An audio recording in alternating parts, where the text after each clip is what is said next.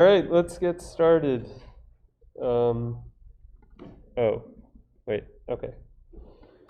Great. So today's topic is probing of pre-trained models such as BERT that we've seen. And so by probing, we are referring to trying to understand what kind of linguistic information is actually encoded in these huge scale vector-based models. So before we start, some logistics stuff. First, don't discuss the exam yet. There's still, I think we're waiting on one more person to finish up the makeup, and then we'll discuss the questions, their answers briefly in class. And also, you should feel free to come to our office hours to discuss more in detail. I know people want to know about their grades. It's actually, fairly difficult to grade these kinds of exams, so we'll take some time. We'll try and get it done before the end of the month, and the same goes for your homework that you just submitted. So the things that are left to do for all of you in the class is mainly just the final project report. So you should be working on your final projects now. You have very few other things to do, so you should be able to spend most of your time on that. And we'll have a couple more quizzes, so there'll be one this week on probes, and probably a couple more in the next few weeks. And remember, there's also this extra credit homework assignment that you need to complete in full if you want any credit. It's due the same day as the final project reports. So you can consider doing that if you want to. All right, any questions? Seems like this class is really thinned out post-midterm. How unexpected. How about on YouTube? We've got 16 people, all right. Okay, so one of the most popular research themes over the past couple years since BERT has been developed is trying to understand what exactly is learned in the representations of BERT, right? We know that methods like BERT are great for solving a bunch of different NLP tasks. They've set the new state of the art on almost every single NLP task. But if you actually consider the types of representations that are in these models, they're just, these opaque vectors. It's not really clear what linguistic information the model is learning from the text that we're giving it. So there's sprung up all these papers on trying to identify what exactly BERT is learning, where in the network it's encoding these various things, and how it's doing that. So, for something like a transformer model, we have several things that we can analyze, right? We've got these hidden states at multiple layers for each token. We've also got these attention patterns that, we have multiple attention heads at every layer. We can look at whether these patterns are meaningful or not, and so on. So we can look at lots of things. And there are a couple tools, for example, in the Hugging Face library that you used for the homework, that's also extensively used in the extra credit homework, that let you access various information from BERT quite easily. So you can access all the hidden states, all the attention weights, the gradients, which can be informative too, and so on. So there's actually a connection between understanding what these models are learning and then improving them or possibly speeding them up. So one example is this paper from NeurIPS a couple years ago. Are 16 heads really better than one?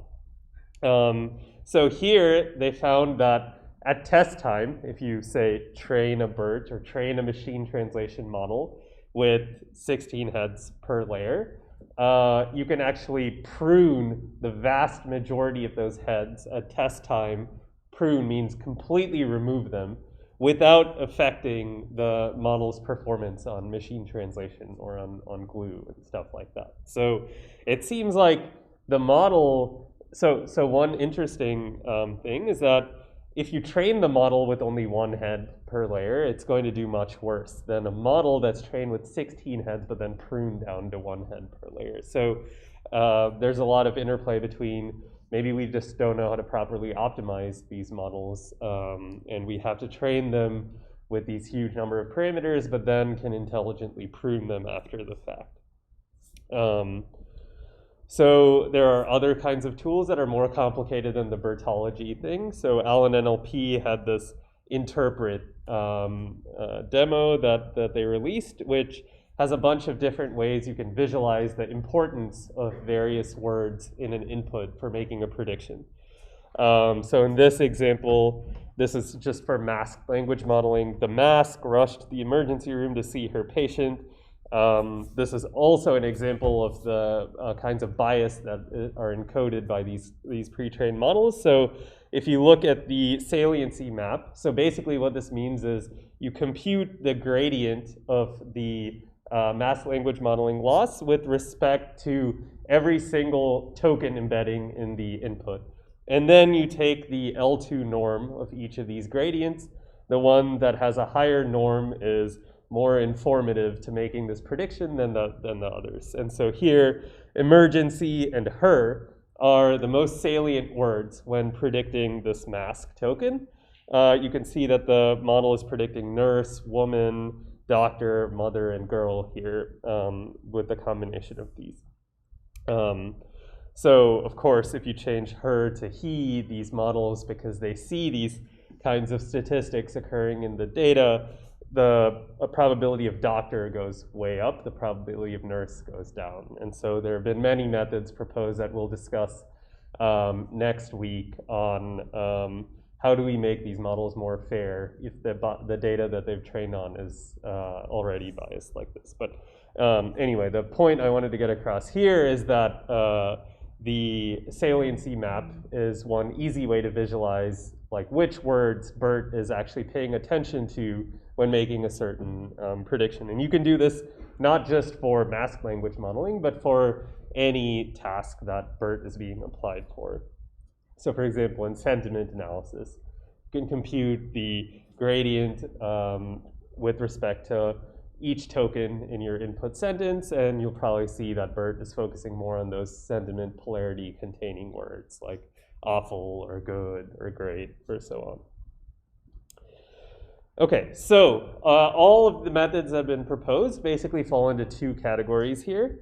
The first is visualization. So we'll look at a couple examples of this, but it's really hard to learn from visualization. The visualizations of something as complex as BERT, which has 24 layers, multiple attention heads, it's very hard to make sense of a visualization of all of these things. And the second approach, which is more commonly studied in research at least, are probe tasks. So we'll talk more about that for the majority of this class. But let's start with visualization.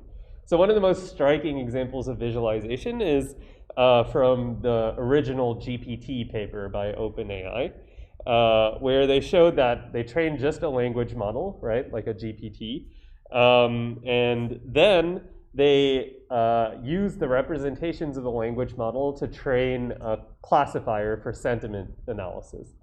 And they just trained a simple linear layer on top of the language model's representation, and they found that when they applied L1 regularization, which means they're trying to force their classifier to look at as few neurons from the input representation, or like as few dimensions from that feature vector as possible, they found that there was just a single neuron that was responsible for almost all of the predictive power of the model.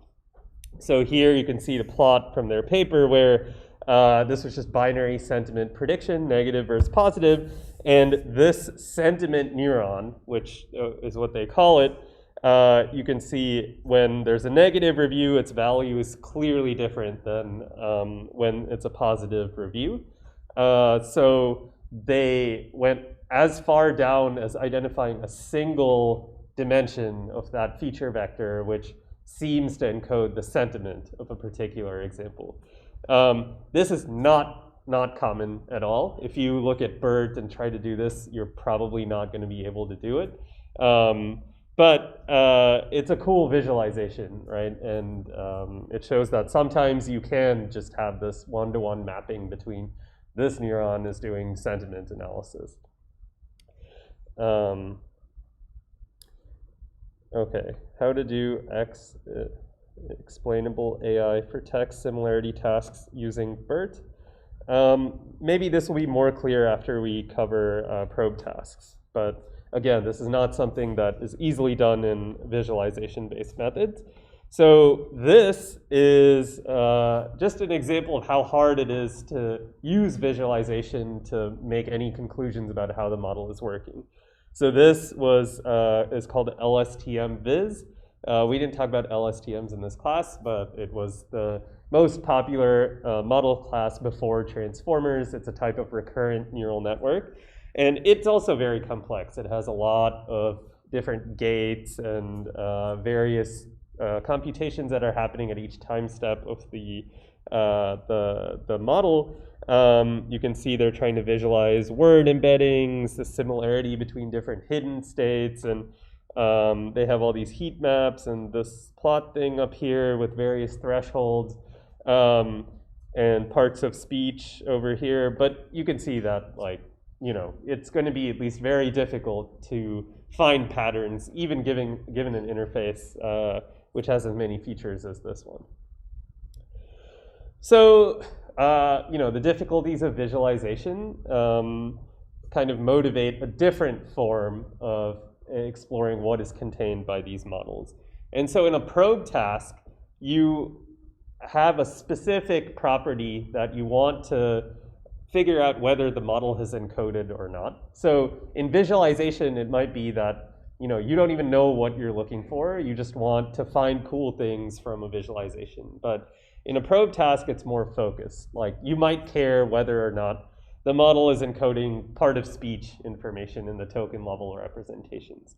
So instead of just visualizing every single feature in the model and seeing if one of them is predictive of part of speech or not through some plots or whatever, you can actually train a simple probe classifier to detect whether or not the representation itself is predictive of part of speech. So here the description is, given some model like BERT, which has been pre-trained on, say, masked language modeling, it's self-supervised objective, the representations that we get out of BERT, like those final layer representations, or any intermediate layer representations, we can feed in to a classifier, like a linear classifier maybe, or a more complicated classifier, to see, and we train that classifier on some task like part of speech tagging. And the performance of the model on that task is going to be indicative of how well the model has encoded that specific property into these representations. So importantly, we are not fine-tuning the BERT model, the model that we're probing, in any of these kinds of tasks. Why would we not want to fine-tune the encoder model here? Because that would take the representations and make it more specific for the task, whereas you want to understand what it actually is doing. Exactly. Like, our goal is not to build a powerful part of speech tagging model, right? That would be our goal normally, but here our goal is to understand whether or not BERT encodes part of speech without any explicit training about part of speech, right? And so if we fine-tune the BERT model, we're changing its parameters in a way to make it better at encoding part of speech, but that's irrelevant to what we actually want to do, which is to figure out whether this frozen model, how well does it already encode part of speech. So that's why we freeze the model that we're interested in studying. We only train a simple probe classifier network on top.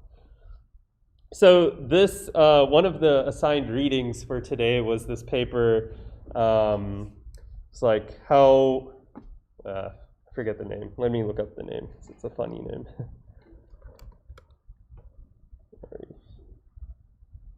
Click on our class link. Yeah, okay.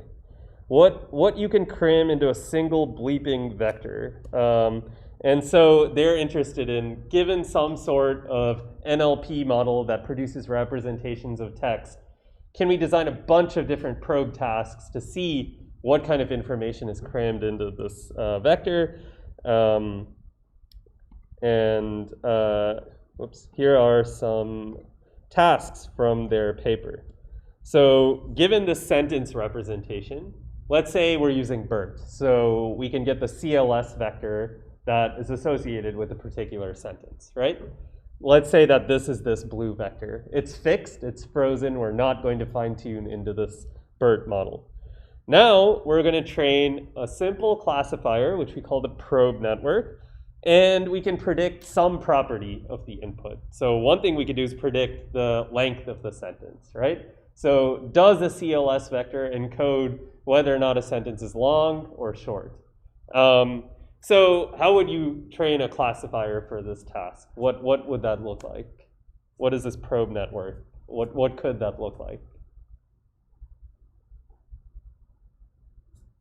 Just put a linear layer on it that goes to a single real value and do squared loss with the actual sentence length. Yeah, so that's one reasonable thing. I could put a linear layer on top. I could train it with a square loss as a regression task to predict the actual number of tokens in the input. I could also treat this as a classification problem if I bin sentence lengths into some small set of bins and then just train a classifier. But as you say, it's very easy to do this, right? I can just put a single feed-forward layer on top of my frozen BERT model and train it to do this task. Okay, great. That was helpful. So, right. The only thing that's being trained here is the classifier's parameter. So the weight matrix associated with this linear layer, and perhaps some, if it has multiple layers, you could train all of those, but maybe not necessary. Okay, what's up with these animations? All right, so another task you could do is word content. So does the CLS vector know whether or not some given word appears in the input sentence, right? So here it's a little different, the task. I have my CLS vector from BERT, and I also have the representation of some word, right? Or perhaps subword in BERT's case. So I could just take this representation from BERT's word embeddings or subword embeddings, right? So if I'm interested in, for example, knowing whether the word cake appears in a sentence, I could pass in the CLS vector for the sentence, I could pass in the subword representation for cake, and I could concatenate those two, put them through a feed-forward layer, and train this classifier, which is just a binary classifier, right? Yes, cake occurs, or no, cake doesn't occur in the sentence. Yes? When we're talking about sentence and the word cake, for example, in this scenario, we have assumed that cake will definitely be encoded in the sentence, in the CLS process, as a separate word, right? So what if the CLS implementation that one has done actually doesn't acknowledge the presence of different words, but it's So if I understood your question correctly, you're saying this is only possible if the CLS vector encodes the identity of certain words? yeah, so I mean, if this classifier is being trained with this assumption that each word will be identified differently in the CLS. Uh-huh. But what if there is a different way of encoding the CLS system which actually does not? Yeah, so this is a good question. Basically, she's asking, what if BERT doesn't have to encode the exact content of these words in order to fulfill its masked language modeling objective, right? I mean, this is definitely a reasonable hypothesis, but the point is not to make BERT the best possible model at encoding word identity. The point is actually to learn how BERT is encoding sentences in the CLS vector, right? So it's unknown whether or not BERT is actually encoding word identity or not. This is a way that you can use to figure out if it is actually storing the identity of all these words in the sentence, or it's compressing them into some more generic representation. So if the performance on this probe task is very poor, then maybe you're right, and BERT is doing something more complicated. However, if it's high, then maybe BERT is encoding the word identity. So the point is not that you have some hypothesis ahead of time. The probe task is going to tell you what is happening. One interesting question, though, is what happens if your probe task fails? Because that doesn't necessarily, so like the accuracy on this task is very low. That doesn't necessarily mean that BERT is not encoding the word identity. That could also mean that your probe network was just not powerful enough to figure out where in the representation BERT is encoding the word identity information. So this is one big issue with these probe tasks, is that there's another variable that you have to consider as a potential confound, which is the complexity of the probe network. So generally people like to have very simple networks, like a single linear layer, because if that property is obviously encoded in the representation, then it should be easy to pick it up with just a very simple probe network. And we'll talk more about methods of controlling for this confound later on. Yes? Would it be that the choice of probe network depends on the model that we get the pre-trained numeric from? So the question is, does the choice of probe network architecture depend on what exactly, the encoder that we're studying? Yeah, encoder. I don't know. I mean, in general, like, you want to use a simple probe network if you think that the property should be clearly encoded in the representation.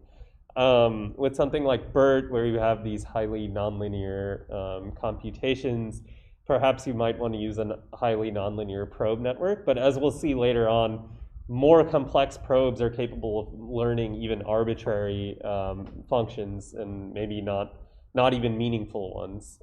So there are other ways that you can control for the probe complexity. So it's not really a function of the complexity of the input architecture. We'll talk about it a bit later on. Yes? Unit probe network is very reactive. We can't definitely say that the is containing the information on execution. But because of the probe network can take long something. Yes.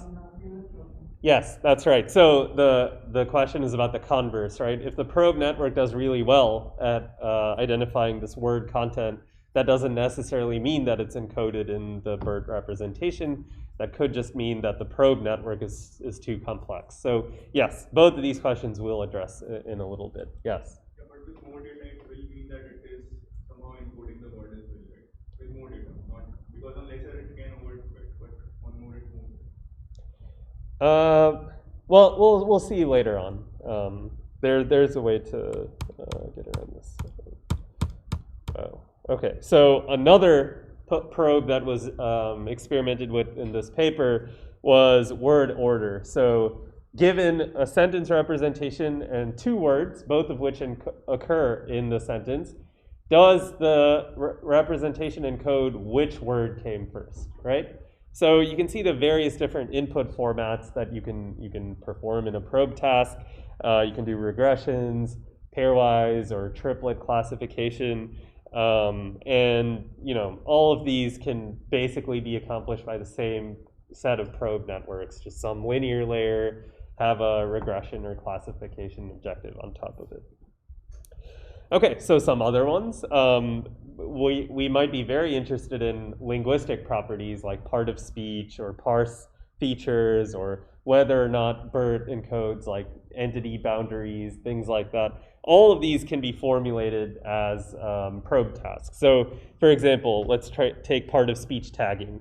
Given a token level representation, so not the CLS token, but like one of the representations associated with a token at the final layer or at any layer, can you train a classifier to predict the part of speech of that token?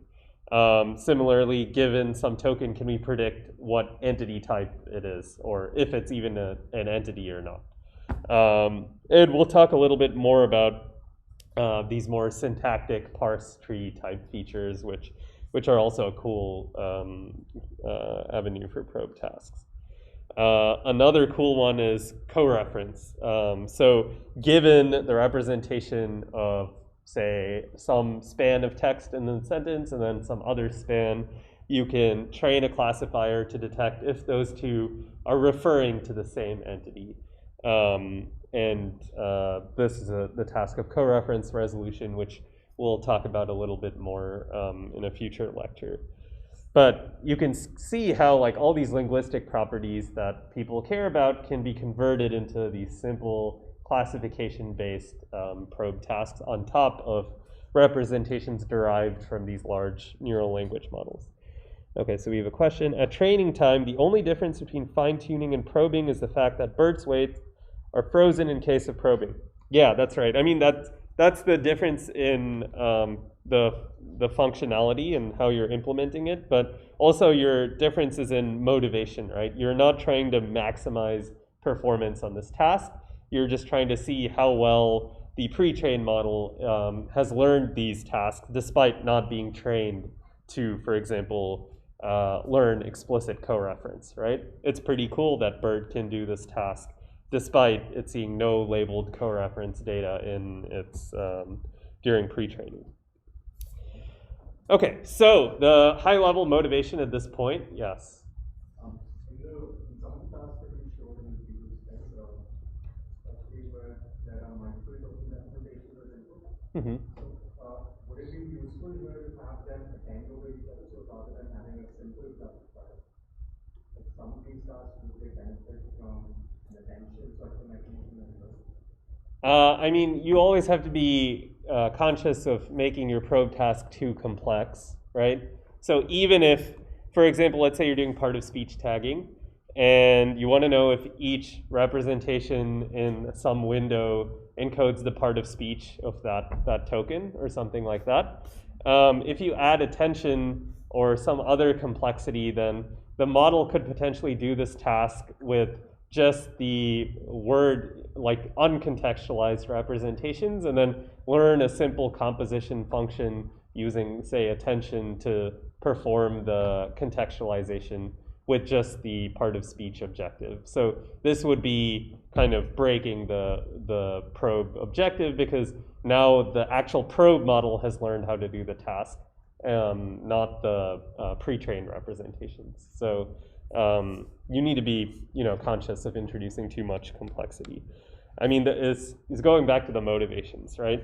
If we can train some simple classifier to detect a particular property, it probably means that property has been encoded somewhere in the representation. And if we cannot, then maybe that representation does not contain this property. These 2 points are conditioned on having a proper control probe, which we'll talk about a bit later. So you can't just conclude these things without some other methods for controlling the probe. So in general, though, these probe tasks are usually classification tasks, although we saw some regression tasks as well. They're generally simple in nature, so like given a word, what is its part of speech, right? They're not very complex, which might require these more complicated probe networks. We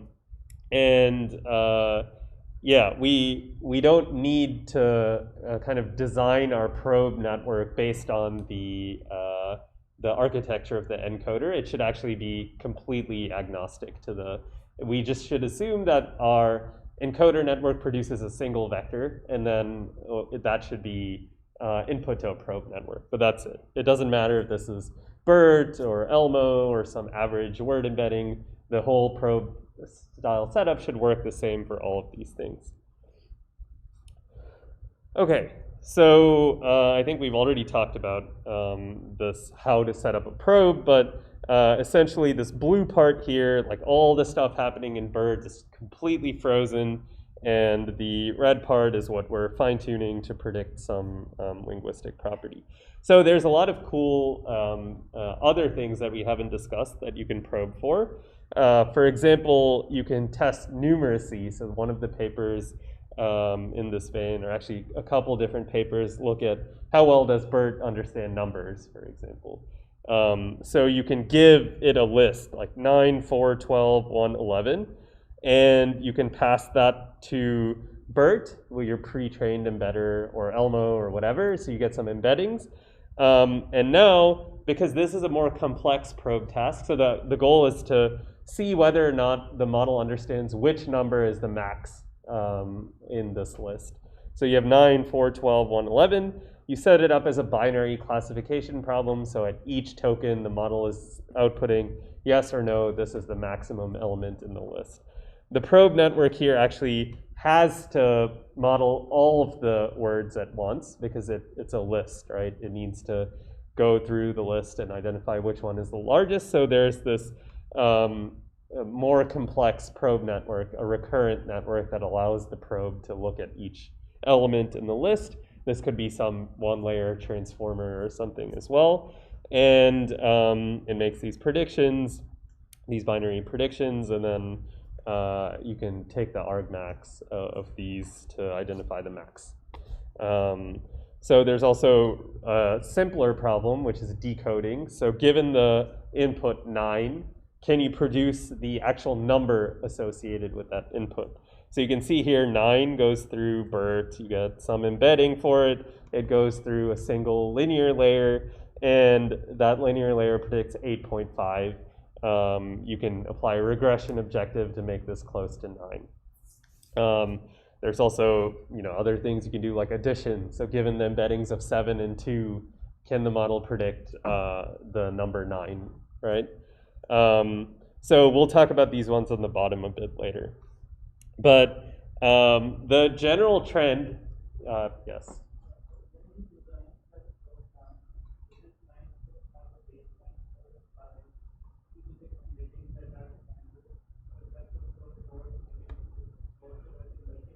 Yeah, so the question is, when you're doing these probe tasks, is it important to have a baseline? And always, it's important to evaluate multiple embedding methods for any probe task that you do. Otherwise, you have no context, right? Like, what if BERT gets 80% accuracy on this task of maximum list element finding, and you think that's great, but then Word2Vec actually gets 96%, right? It's always important to put your results in context.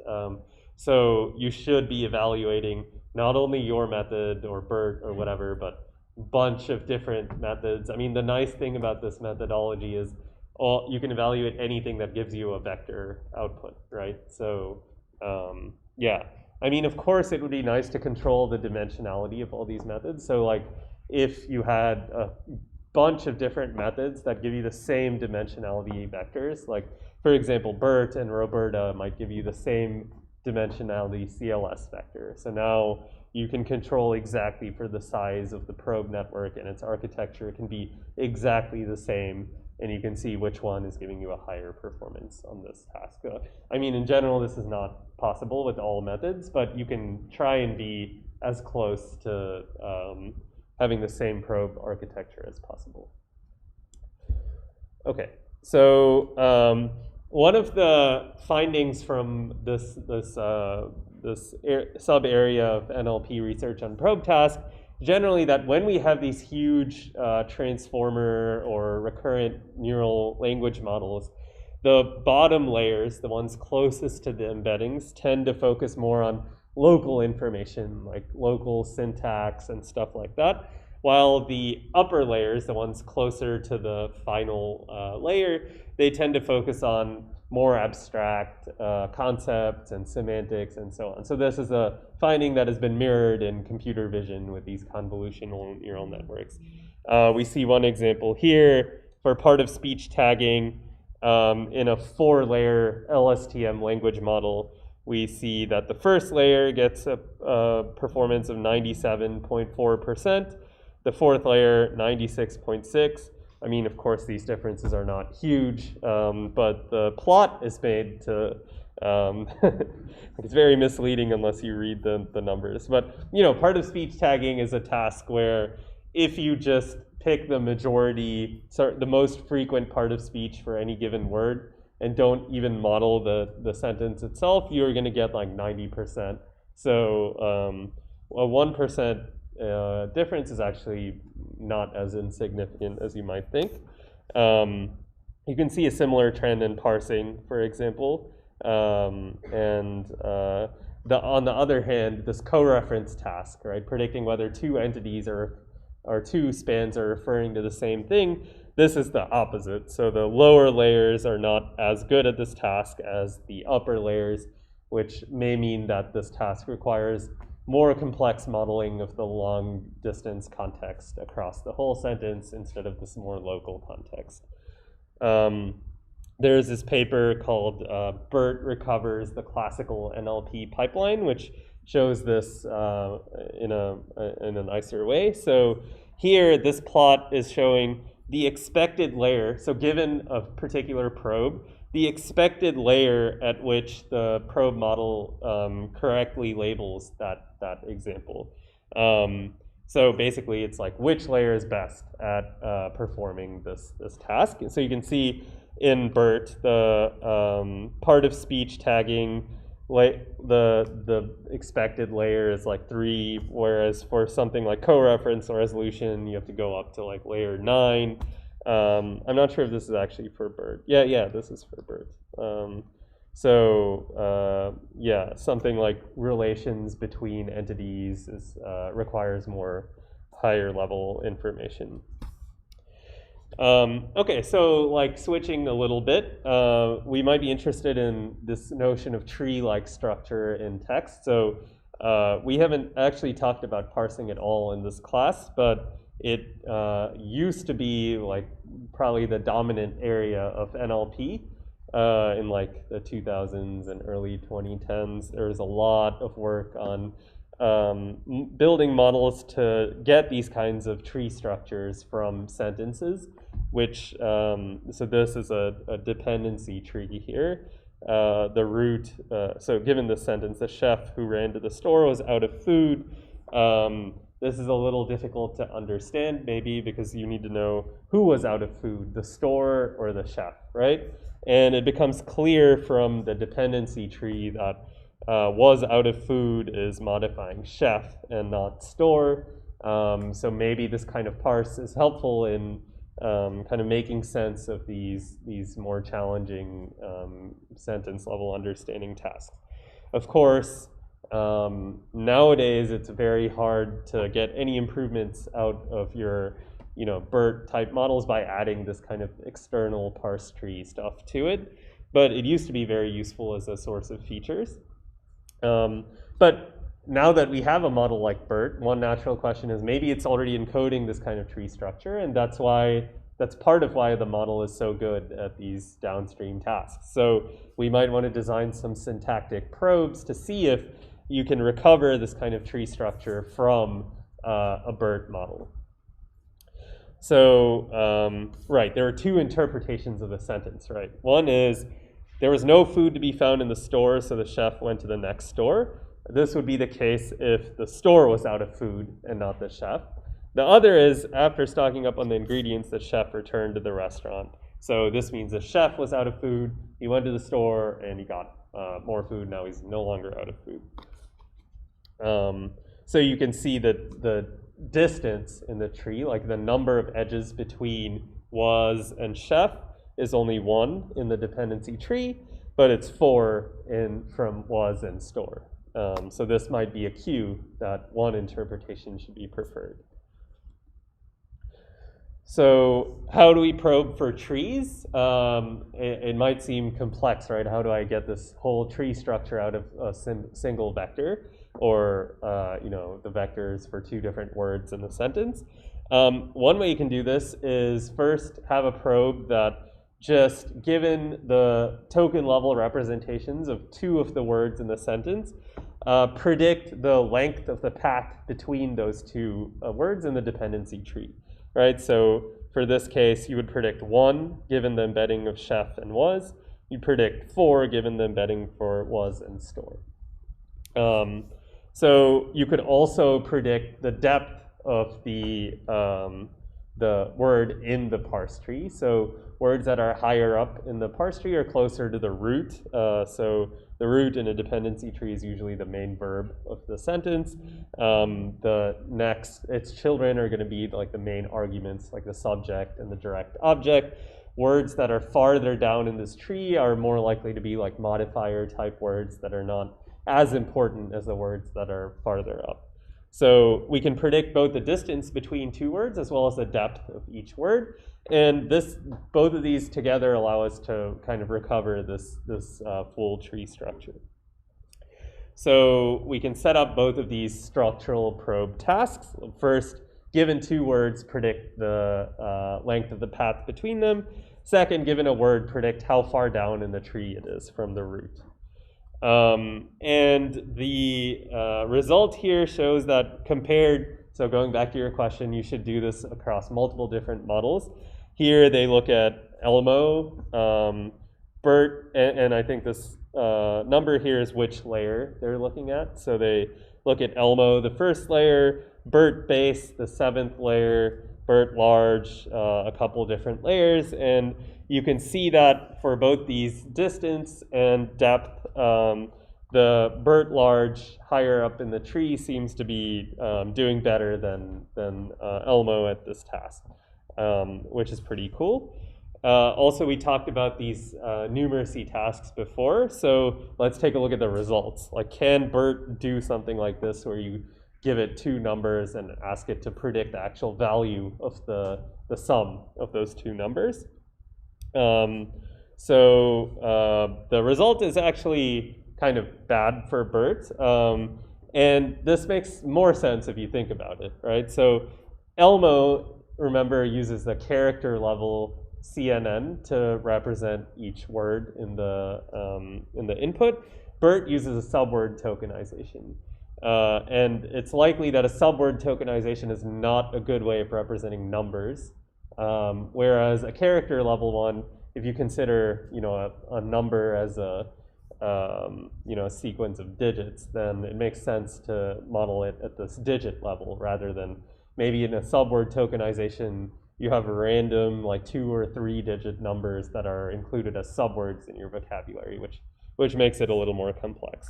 So for this list maximum task, we see that Elmo is doing pretty well. If you have a range of integers from 0 to 9,999, Elmo is about 76% at this task. BERT is 52% at figuring out what the maximum element in that list is. For addition, we're reporting the mean squared error, so it's a little harder to interpret, but you can see that Elmo's error is much lower than BERT's error. BERT is actually really bad at this task. All in all, this is another example of the choice of tokenization is very important for different kinds of tasks. So if you care about understanding numbers, then maybe you want to switch to a byte or character level model and not use something like a subword or word level tokenization. If you use a word tokenization, you'd have a lot of unks, which makes your performance terrible. Yes? What is this string I'm not actually sure. I would have to look in the paper, but it seems to be doing pretty well, which is interesting. Perhaps this means they take non-pre-trained CNN and then fine-tune it for this task. I guess that would make sense as a baseline, which you would expect to be pretty good if the full thing is being trained on the task. But I don't want to assume. So you can check out this paper. Here, I don't think I assigned it as reading, so I can quickly pull it up. Okay.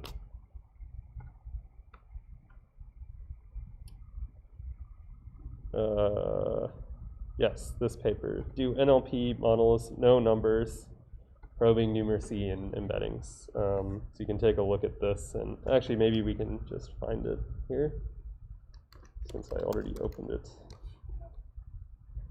All right.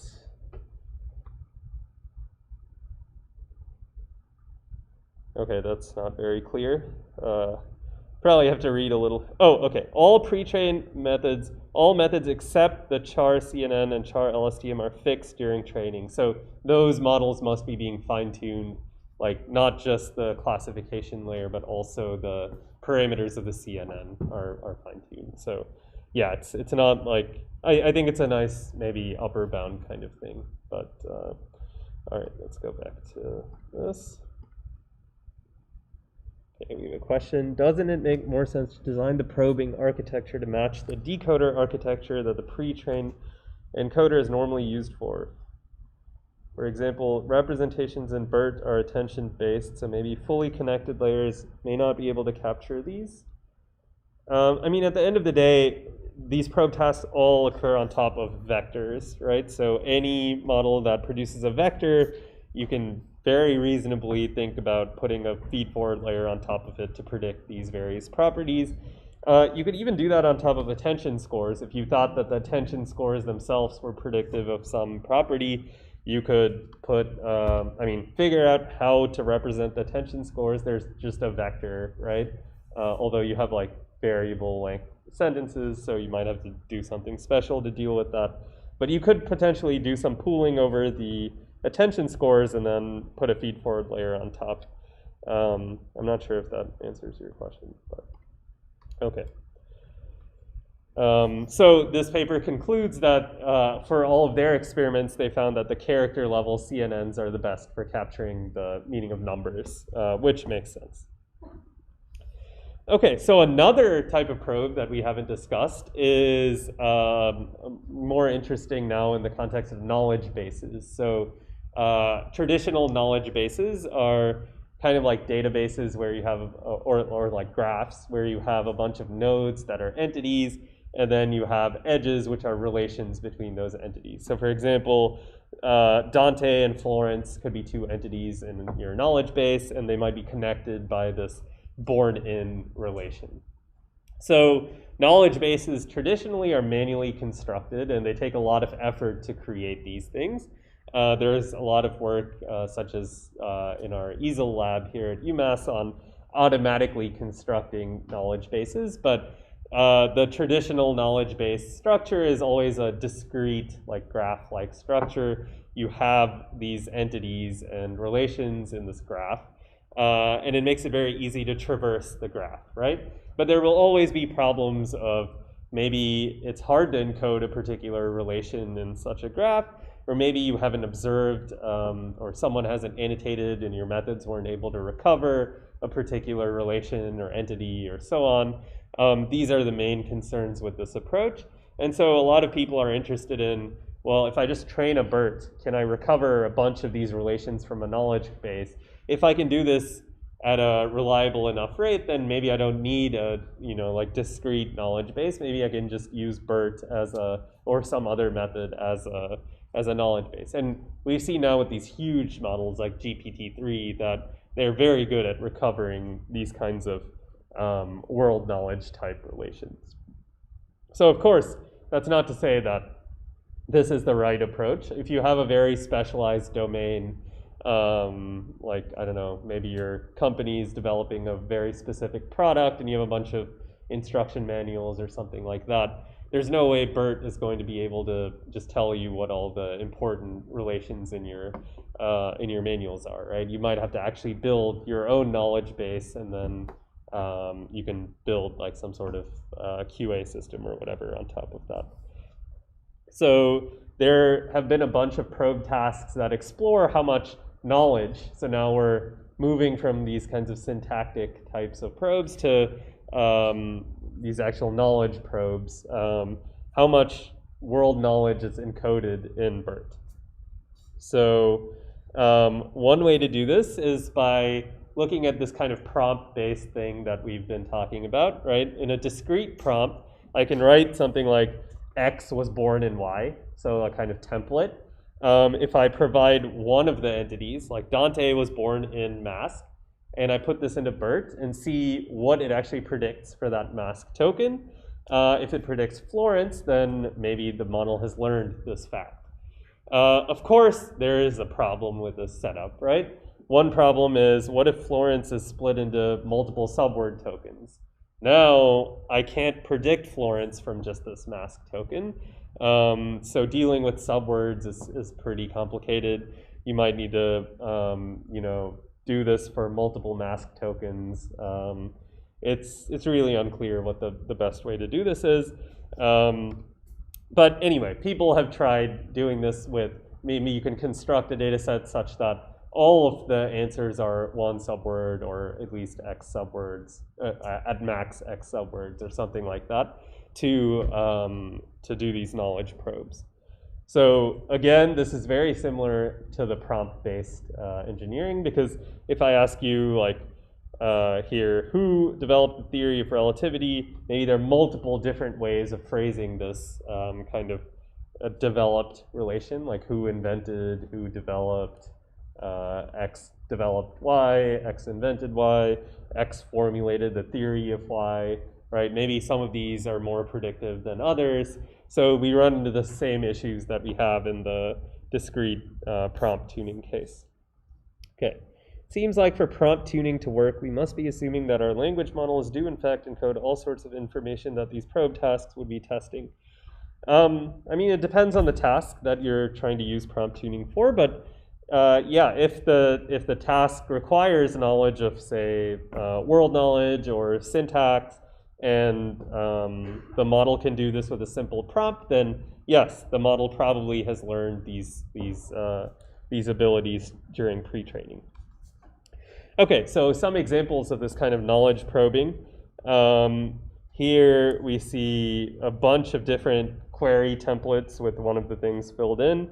So you can see ravens can blank, and this is supposed to be mirroring the capable of relation that you might find in a knowledge base in, say, ConceptNet over here. So you see what bird predicts with ravens can blank. See it predicts fly, which is what is actually in the knowledge base. But there's also fight, kill, die, and hunt, all of which I think are possible things that a raven can do. Another is, I don't know, let's see, motivated by goal. So this relation, they made this template. You would celebrate because you are blank. The answer in ConceptNet is alive, but BERT predicts some reasonable things: happy, human, alive, young, free. So in some cases, you can see the limitations of these knowledge bases, right? If they don't have all of these things in the knowledge base, but there are also reasonable things that BERT is producing. Yes? Makes sense when we want to have the language generation because the directionality is not really there. So in a bunch of these, the line is there at the end, so there is no direction. So isn't that the problem here as well? So wouldn't we? Well, I mean, it's not always in the end, right? Here we see one in the middle. Right. Right, so what is the issue? My question is that isn't it the case that we expect or to perform not that well when the right context hasn't been created? I mean, in all of these cases, we are asking BERT to produce exactly one word, right? You can see in every single case here, there's just one mask token. So it's not a language generation task. I mean, BERT is just doing its pre-trained mask language modeling objective here. BERT will struggle when you ask it to produce multiple tokens in a sequence, right? Because there, it's very unclear how to properly do the decoding. So one way you could do it is, and people have looked at this before, is I'll put in, Danny Alves plays with mask. I'll generate the token for the mask. Then I'll put in the entire sequence again with this new filled in token to BERT and produce another word with a mask token at the end and do this process like this. But this is horribly inefficient and it doesn't actually work nearly as well as a left to right language model would. But that's not an issue with any of these examples. Here, we're just asking BERT to perform its pre-training task. Given a sentence with one mask token, what is the word that goes into the mask token? So I wouldn't say this is a generation task. Yes? Do we still struggle with negations to work What do you mean? Say for example, if words don't have an after it. Uh-huh. Usually, word used to start with negation. Yeah, so the question is, what would happen if you said, ravens cannot blank, right? Will this thing still say fly? I mean, that's a reasonable probe task to consider, right? It would be interesting to see. I mean, all of these models struggle with negation.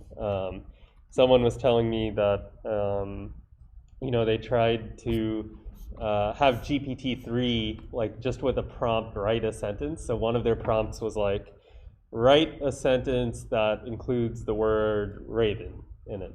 And so GPT-3 can do this pretty well. But if you say, write a sentence that does not include the word raven, it produces a sentence with the word raven in it. So, I mean, this is like our best language or one of our biggest and best language models. If it struggles with something like this, then you should be suspicious of all of these models' ability to properly understand negation.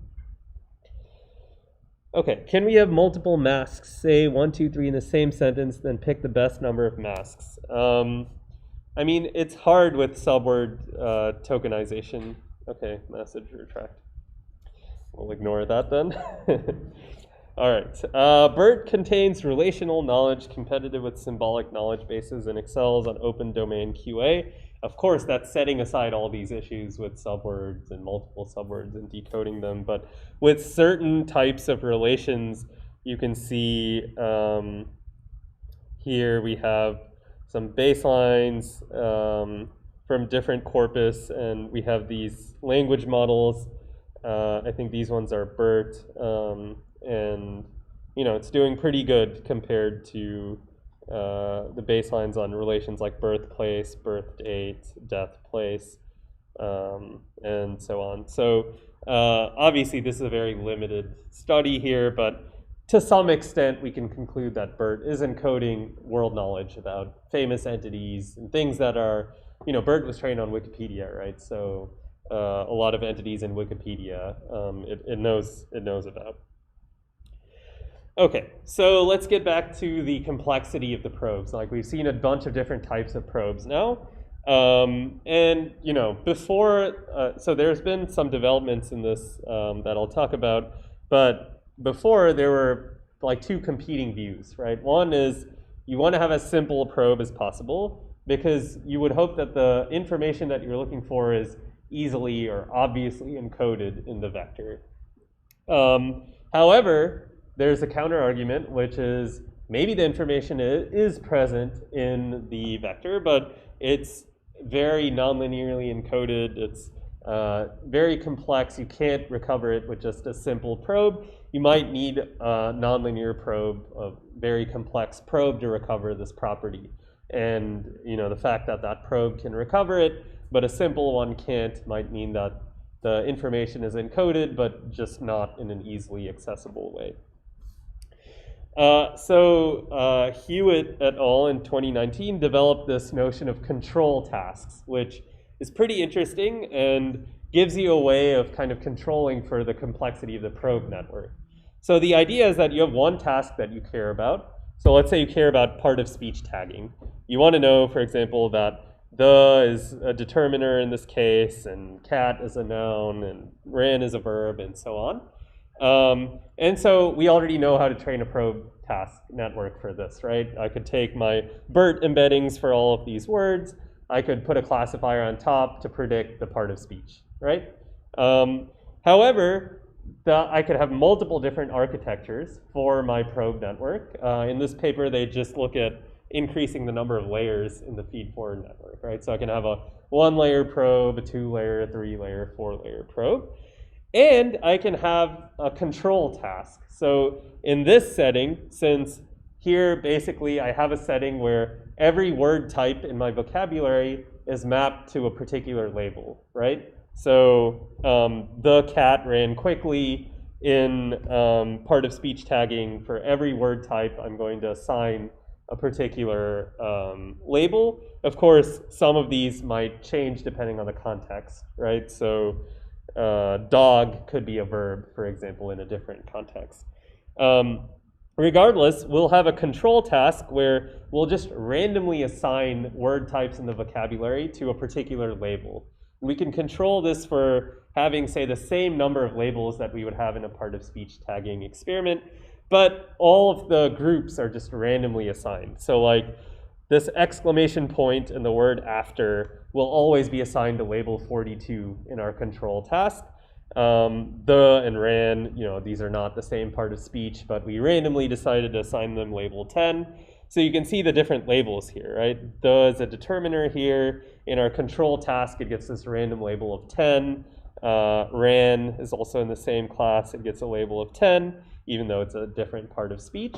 The point is not that this is a meaningful task. It's just a control task to see if the probe network can also recover this completely random mapping that we've assigned to the vocabulary, right? And the idea is that a more complex probe network, despite this control task being completely meaningless, right? There's no way that exclamation point and after in any reasonable task should have like the same label.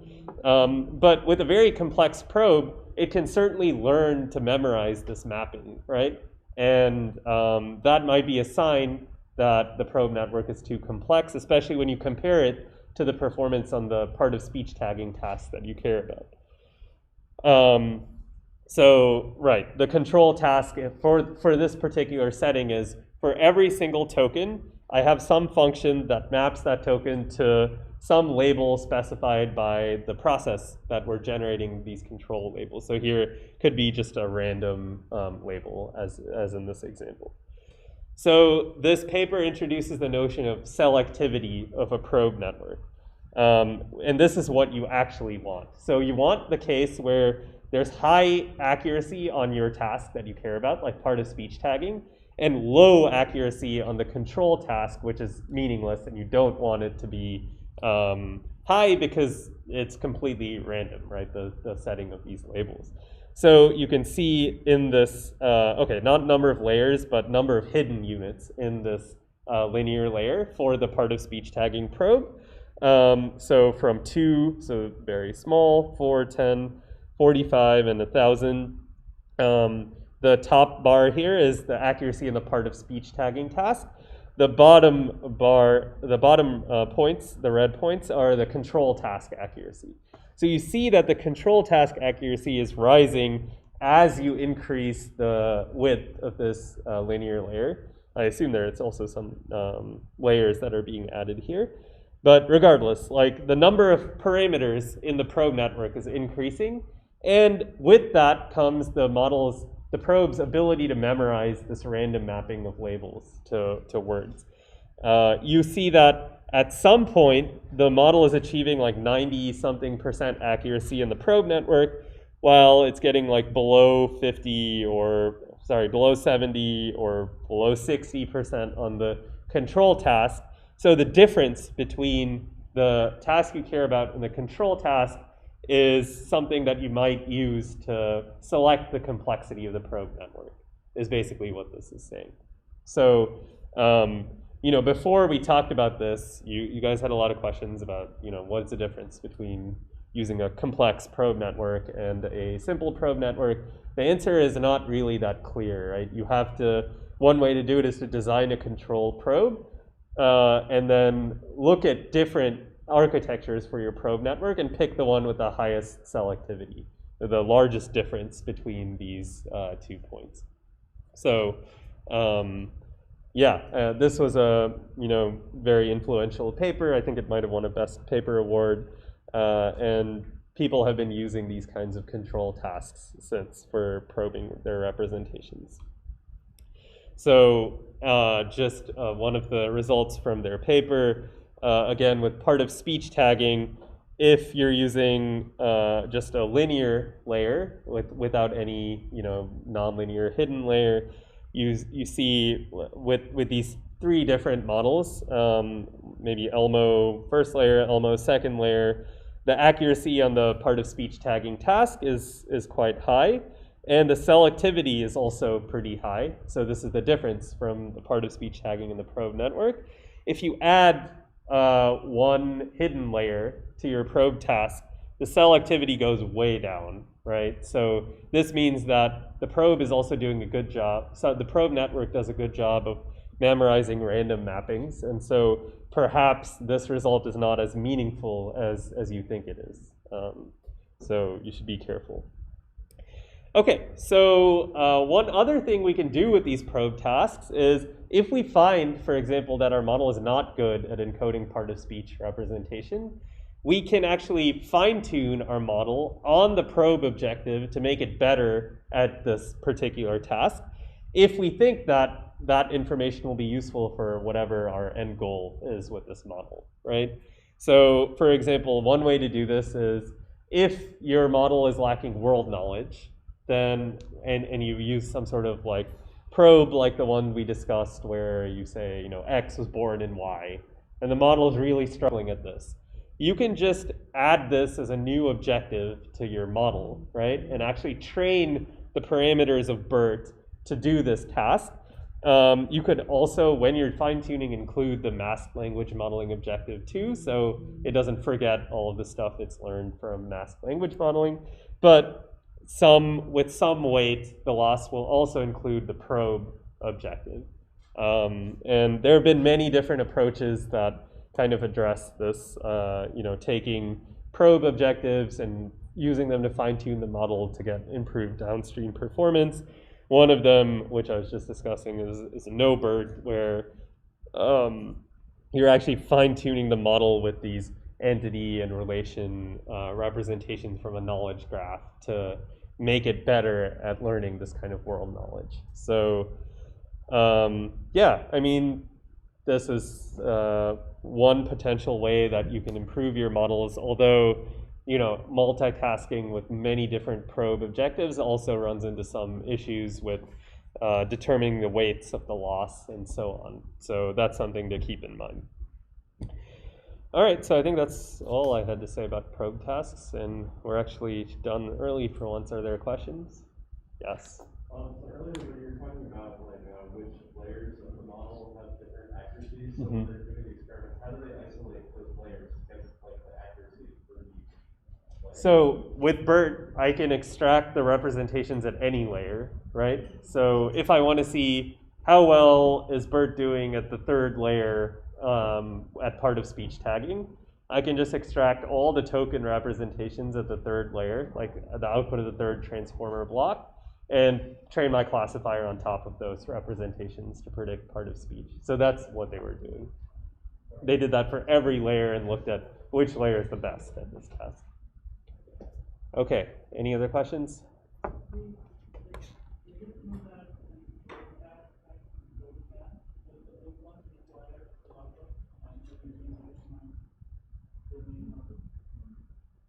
Can you say that again?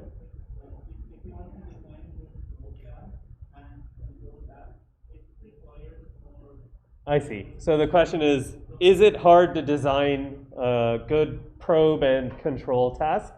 Yeah, I think it's quite difficult. I mean, it might make sense for that part of speech tagging example to have that control task be like random labels. Maybe it's a little harder with different types of probes.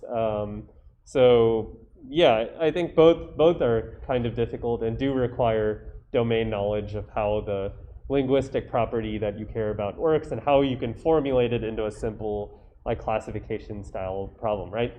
Setting up the problem of tree path length prediction and depth prediction is not trivial. I mean, it's trivial for someone who knows about this kind of tree structure, but it takes some thought, definitely.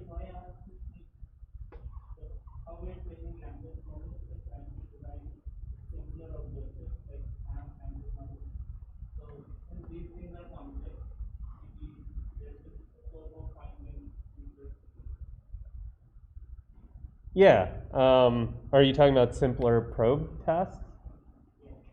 Possibly, but I mean, the language modeling tasks are simple and the data is free. For all of these probe tasks, you need supervised data, right? For some of these, it's easy, like with the addition task and so on, but others that require like tree banks, it's much harder, yeah. So, okay, last question here. Is using a probe loss to improve downstream performance a kind of multitask learning? Yeah, you can do, the way it's described on this slide is multitask learning. You can also do it in sequence, so you can take a pre-trained BERT and fine-tune it directly on the probe task.